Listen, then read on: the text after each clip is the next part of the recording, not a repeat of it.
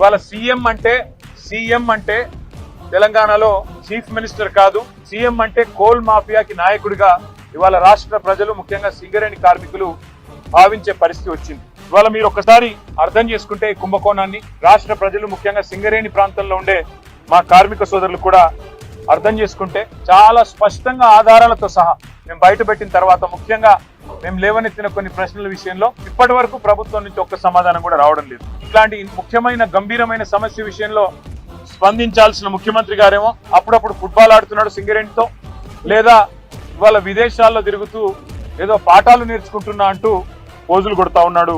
కానీ నేను వారికి గుర్తు చేస్తా ఉన్నా, ఏ వయసులో ముచ్చట ఆ వయసులో జరగాలి. చదువుకోవాల్సిన టైంలో చదువుకోక ఇప్పుడు చదువుకుంటానంటే ఏం వస్తుందో ఒకసారి వారు కూడా ఆలోచించుకోవాలి. మీరు 10 కోట్ల రూపాయల సింగరేణి నిధులు, సింగరేణి సంస్థకు సంబంధించిన నిధులు దుర్వినియోగం చేసి మీరు ఫుట్బాల్ ఆటకి ఈ రాష్ట్ర ప్రజలతో మీరు ఎలాగో ఫుట్బాల్ ఆడుతున్నారు, కానీ సింగరేణి సంస్థతో కూడా ఫుట్బాల్ ఆడుతూ 10 కోట్ల రూపాయలు దుర్వినియోగం చేసి ఈరోజు ఆ సంస్థకి తీరని అన్యాయం చేసింది ఇవాళ రేవంత్ రెడ్డి గారు.